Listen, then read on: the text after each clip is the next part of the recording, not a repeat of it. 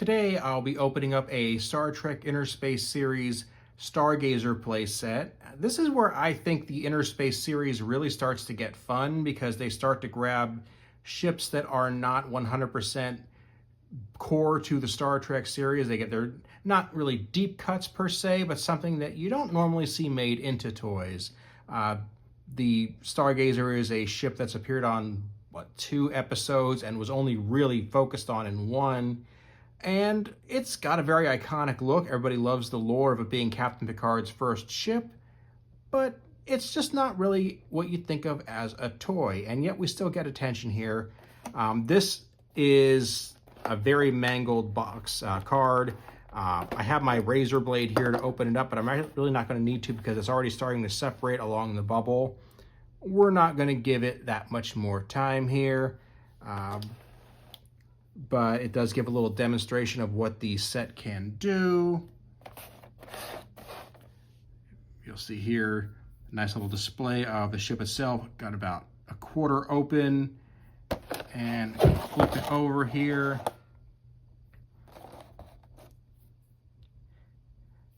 We got a little offer for the Star Trek magazine and fan club, a preview of what the ship will look like when it's put together, a little fact card, and this is supposed to become a little fact card that you can trade. Interestingly, it's for the Cardassian Galore class warship, so this does not actually match what toy is being offered here. I don't know if that's a common mistake or what, but it's a bit silly. Okay, let's open this thing up now. As I said, really don't need to cut this thing open. I'm just going to gently lift off the bubble.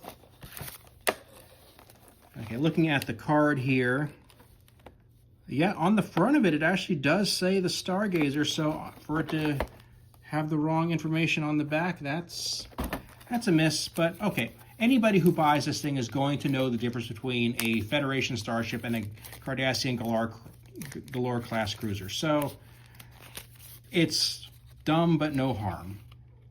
I got my reply card here. I don't see anything extra in here paper-wise, so yeah, I'm gonna move straight on to the toy itself.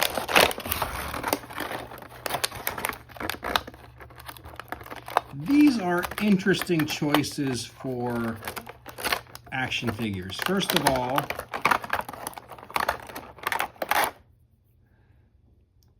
we have Q. Now, the episode that usually really featured this ship was the battle, and Picard wasn't fighting Q in that, he was fighting the Ferengi.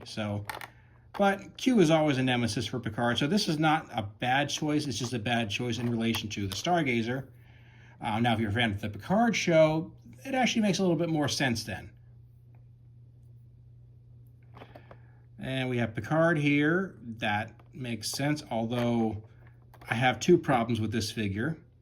One, he's wearing his Next Generation style uniform, and when he would have been the captain of the Stargazer, it would have been a monster maroon. And I've just never been a big fan of the idea of having a little beam emitting straight from all the toy phasers. It always makes it look more like a lightsaber, and, well, we know that's wrong. So, not a big fan. Now, if this is when he's fighting the Ferengi, sure, but I'm going to pull out the Stargazer itself. It's reasonably to scale. Obviously, if you're a model builder, this is not going to be up to your speed, but for something I can put on my desk and have a little fun with, it's fine. I just pulled the top off by accident there. It's not broken, just a little loose after being jostled around for many, many years. I can close it up there, and it looks kind of like the Stargazer. I wonder if these nacelles were always this bent, or if this is just another factor of being stored for so long. This little thing down here looks like it should be a mount for a stand, but there's no stand included. And got a little magnet area, this little screw or magnet or something there. If I check the back of the box,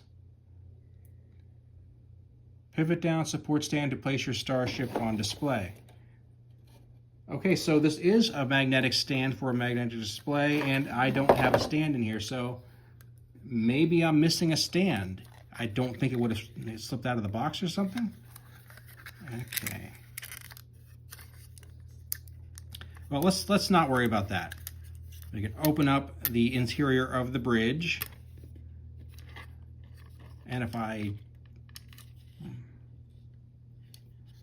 just kind of, maybe it's supposed to be a stand, like a little bit kickstand here, and this little metal thing is, I guess, just securing this chair into place here. So yeah, okay. I'm not missing a stand. I just had too high expectations as to what the stand was. I've got a computer console here on the left, and this on the right here is really tough to get up. It's stuck there and almost feels like it's on crooked.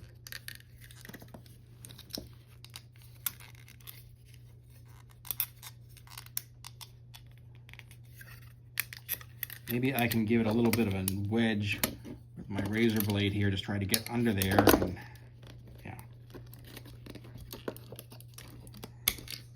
it popped off. That was not the intent. Probably okay.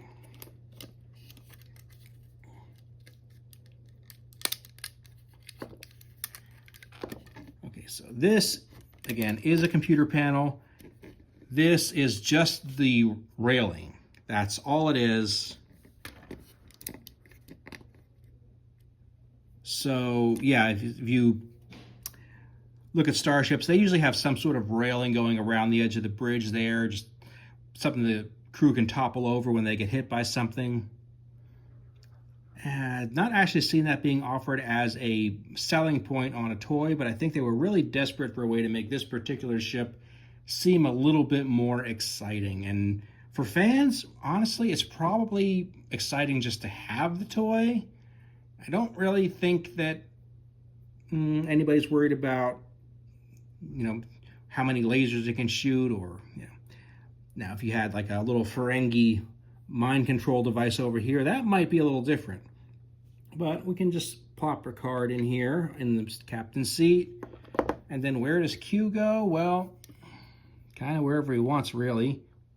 He wouldn't really use the computers because he's so far above the computers that it doesn't matter. But he's who we have, so we can just find a spot for him to balance. Is a problem with these little tiny figures because there's no guarantee the feet are even. Okay, there we go. I love the idea of this set more than I love the set itself. I think they're trying too hard to make this cool, and like I said, it's just really nice that it exists at all. Looking at the panels in the back, they're very consistent with what you would have seen on the older ships. The detail for a ship that didn't really get much screen time is very nice. Yeah, cool.